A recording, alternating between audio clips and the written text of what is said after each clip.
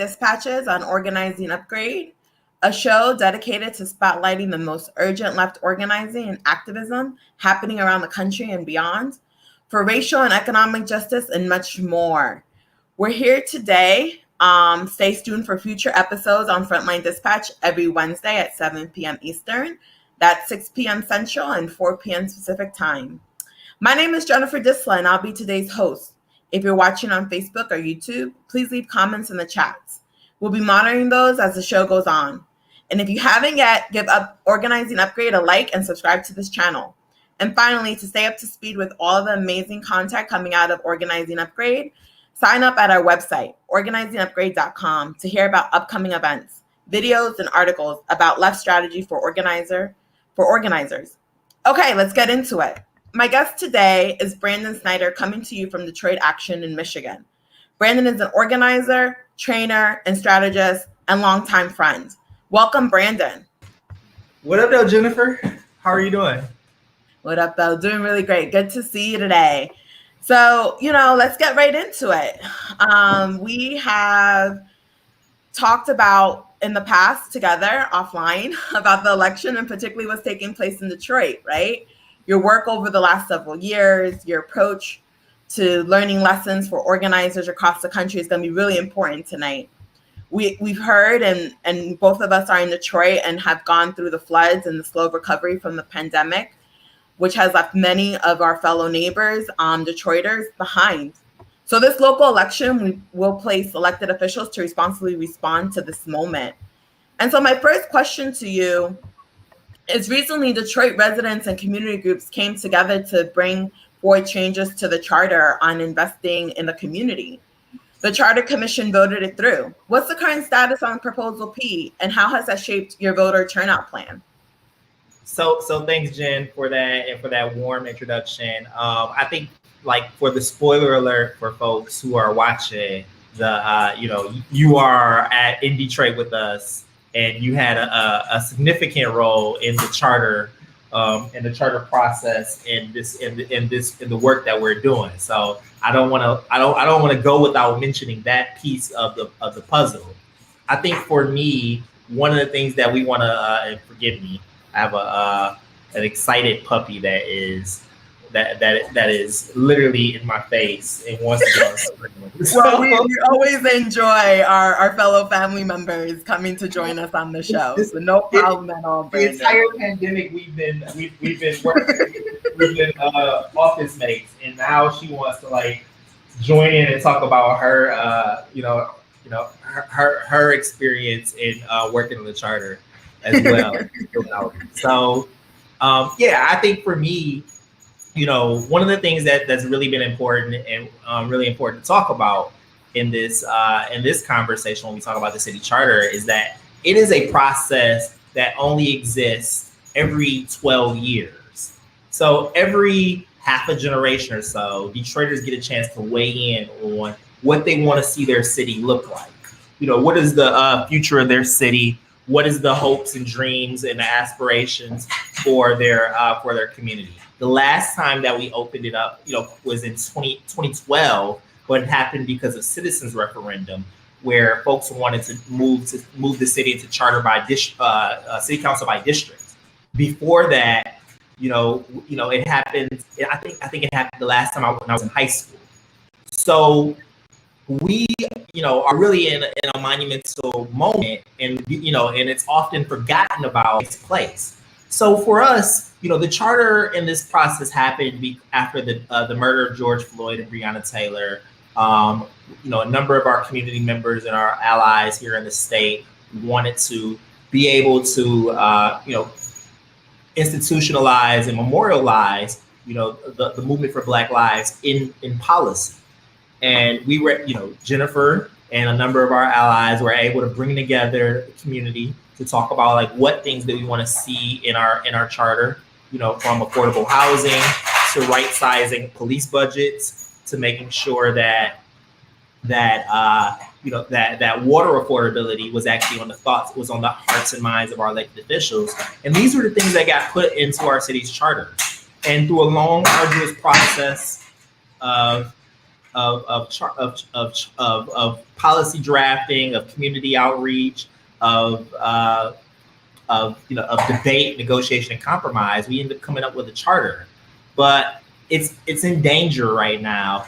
And this, and one of the things, to the heart of your question about what our outreach program looks like around the city charter is that what we want to do and what we do when we think about any election, whether it's from the president to mayor to dog catcher, is we want to be able to connect the issues that matter to our community.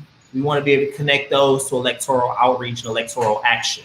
So the charter is a good opportunity for us to have a referendum on the state of the city, on the lifestyle and the lived experiences that Detroiters are talking about. So for us, we want to be able to talk to people on their doors, on their doorsteps about, what's the Detroit that you're experiencing, what's the Detroit that you want to experience, what's the Detroit that you want to live in. How do we talk about the tale of two Detroits in this moment? So for us, we're trying to use every tactic imaginable, whether it's our cultural work, using artists and influencers to capture the imagination of Detroiters, wherever they may be, whether it's digital work, engaging people in whatever inbox that we can find them, slide in whatever DM that matters, or just traditional organizing with your team, Jennifer as our organizing director, talking to our folks through issue organizing, and then also following up with folks on the field and on the doors. We've got a really robust program where we're using traditional organizing to talk to every single Detroiter, encourage them to vote, but also, again, just talk to people about what they care about and what's their lived experience. So I think that this particular moment really gives us an opportunity to throw things at the wall and electoralize them. Like, how do we electoralize our defund the police conversations and our cancel rent conversations, and bring people into the type of Detroit that we want to see it, with the flooding, with and with the threats to democracy. How do we bring people into a shared Detroit, and how do we co-create with our Detroit residents? Absolutely. And I just want to remind the audience that if you have any questions, please make sure to put it in the chat. We'll be gladly to take those questions from our audience members. Branden, one of the things you talked about was how, community members and the movement came together and really brought forth the charter and brought that change to the forefront, right?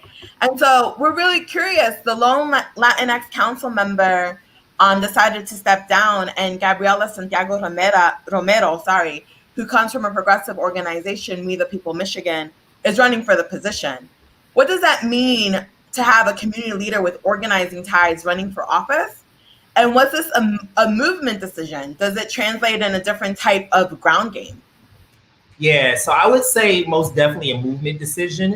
And I was fortunate enough to be one of the people who was brought into the conversation to be asked by both our outgoing city councilwoman, Councilmember Castaneda Lopez, and Gabriela about, like, what does it look like to have a city council member? What does it look like to have an elected official that has your community's back? What does it look like to have your community organization's back?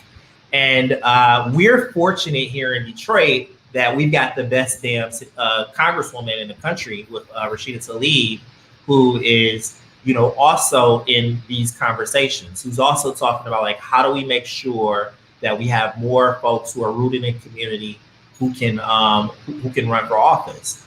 But the reality is that, like, so many of our comrades, aren't in position to run. Like, either people, are worried about, like, stepping away from the movement. People are worried about, like, the financial strain that running for office causes, or even the strain that it causes on families. And I think that one of the most important things that came out of, like, the community decision of encouraging Gabby to run was, just the idea that the community putting it out there, like, look, we got your back. Her home organization, We the People Michigan, that's led by our comrade Art Reyes, has done a lot to set up Gabby and encourage her and inspire her to run. And also when she ran last year for a different position, being able to catch her when she lost and encourage her, to run again. So I think that's one key thing to, about the movement decision on it. But then the other part about it is, you know, um, Detroit is an 82% Black city. And, like you mentioned, our lone Latinx, city councilwoman stepped down.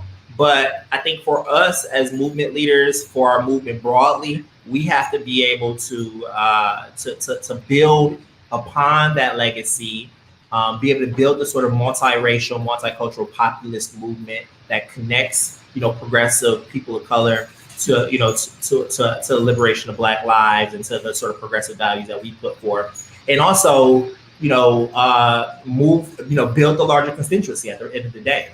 Rashida comes out of that legacy of building a multiracial, multicultural, populist movement, as well as a number of our key leaders. And then I think it's also important when we talk about how do we find more movement leaders who can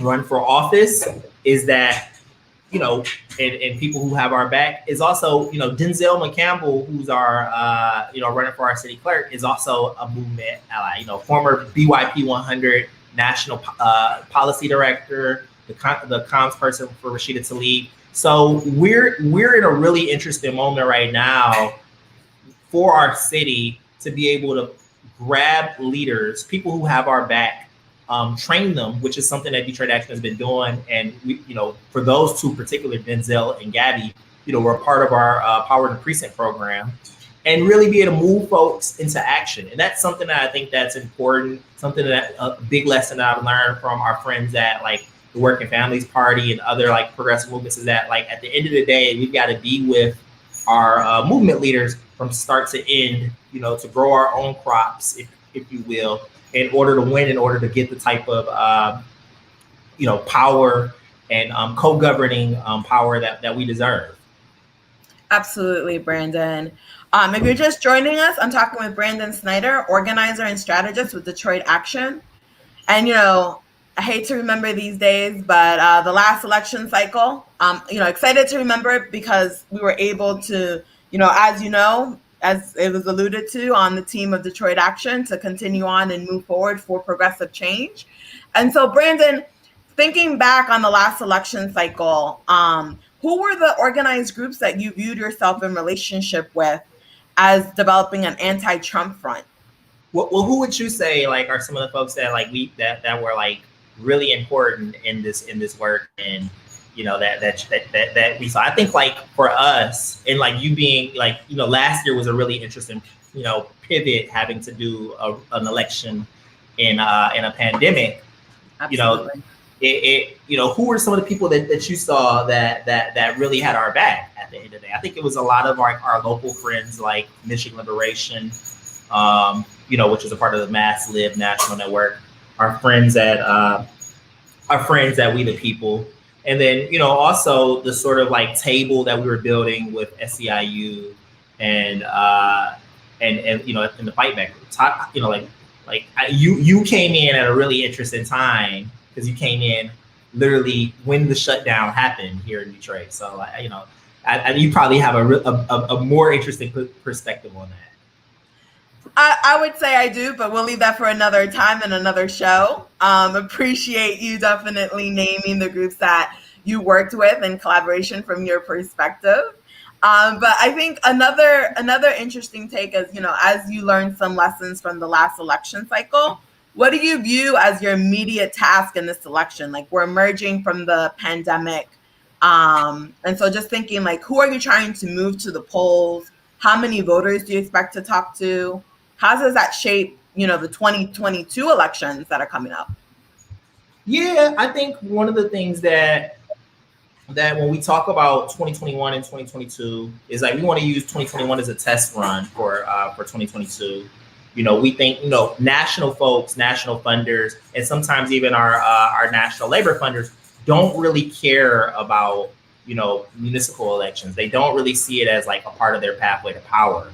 And for us, being here in the city, it's the most important thing.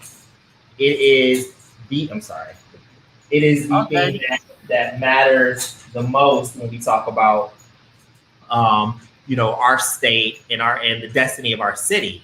So for us, like, being able to test out our member leaders, being able to give them, the experience and being able to run campaigns, being able to give them the experience and being able to, meet candidates and run endorsements, is really important for how we build power at the statewide level.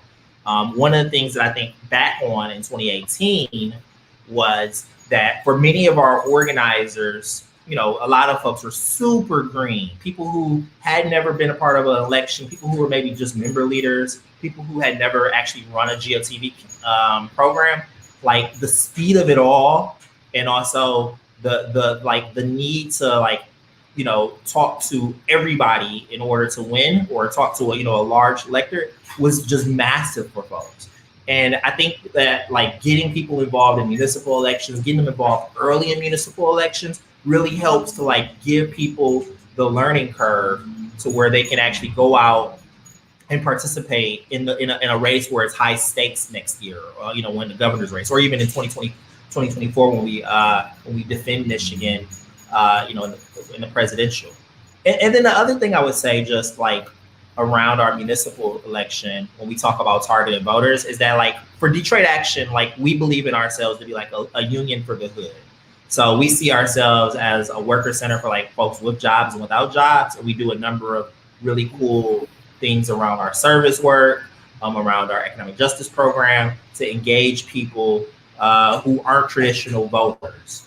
And what that means when we think about when it comes down to the election is that we want to talk to low propensity folks. We want to talk to people who are, non-traditional folks who skipped the last election, who may or may not vote, and people who really ain't thinking about the election unless someone comes and talks to them and makes the connection between the election and, the issues that they face. I think one of the things that I get frustrated, and I'll speak for both of us in this conversation, is that when groups parachute in and they and their only interest is we want to just get you out to go vote, we want to get you out to go. We want to make sure that you're only knocking doors for our candidate, and then the day after the election, we're going to close up shop.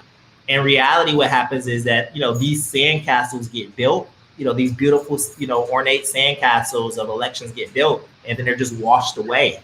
And for us, that does nothing to build power for our folks. That does nothing to inspire people. There's nothing really to change policy. So we have to be able to make the connection between those low propensity, low income, irregular voters, make the connection between the election issues and action that we want to see. And so, our electoral, our civic engagement program is a year-round program. Thanks, Branden. Absolutely. Dropping the jewels. Definitely, we know that we have to build long-term power. And so I'm curious, what will it take to build long-term political power in states like Michigan? I think the first one, is obvious, is investment. For years, the party. Well, all right, so take a step back. So for years, our friends at labor, we're a high labor density state. So our friends in labor unions had it covered, had it locked, being able to turn out their people, being able to win elections, being able to fight on economic justice campaigns. But over the last, 10 years, over the last 15 years, we've seen attacks on labor unions and the institutions. We've seen those attacks from right-wing entities. So Right to Work happened here in the state of Michigan. We've seen the attack from the DeVos family on public schools and on public school teachers. We've seen the attacks on public employees. When we talk about city employees, we've seen the attacks on private employees. My mom was a part of the 1995 Detroit newspaper worker strike, where they, union busted the entire, private employers employees at the city of Detroit newspapers. And so these attacks on institutions have led to a depowering of labor here in our state. So now we're in a moment where is traditionally relied on for labor to turn out their people, to win the state, to be able to defend everywhere. And they just don't have as much power as they did 30 years ago. Not that they're dead, definitely not that, but they don't have as much power as they did. So there's places that organizations like ours have to fill in. But at the same time, our national friends, national traditional capital D Democrats, don't look at the state as like organizations like Detroit Action, organizations like Michigan Liberation, Michigan United, We the People of Michigan, many of our allies. They don't look at us as the people who are the vanguard of the state. They look at it as all we have to do is talk to the NAACP. All we have to do is fly in for GOTV, take some pictures with some of our labor friends, and we're done. And what that does is limit the amount of resources, limit the amount of power, limit the amount of like action and engagement that our communities deserve and need in order to win.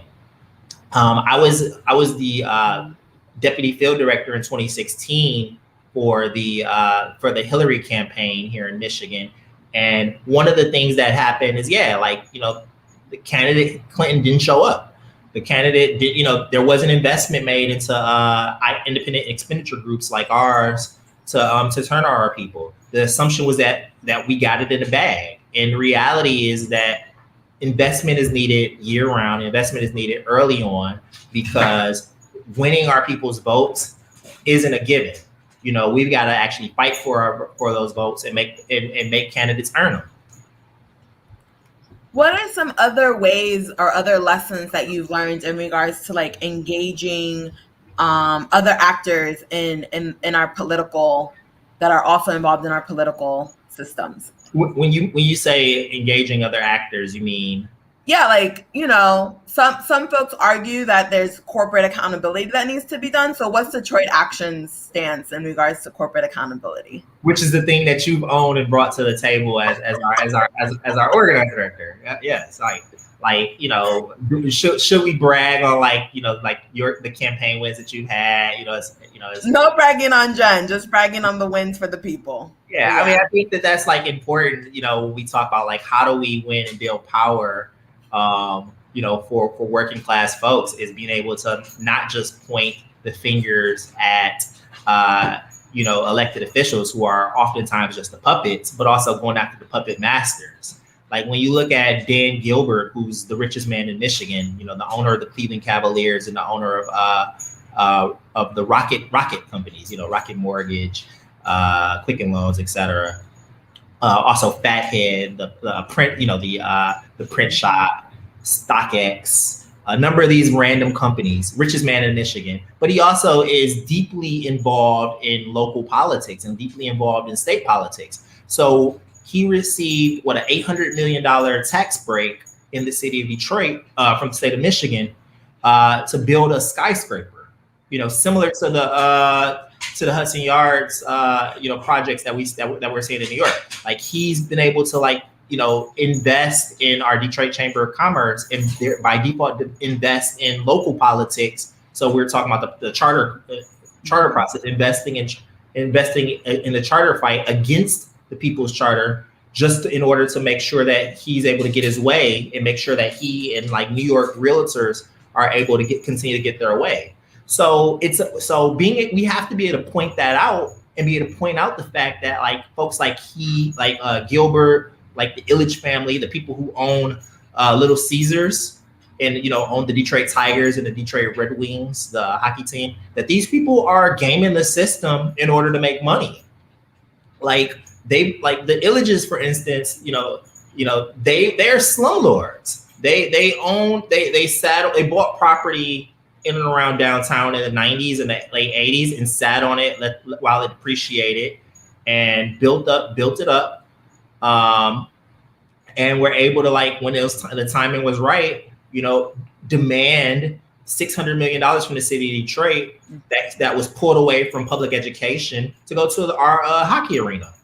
And so, this is money that could be going to public schools, that could be going to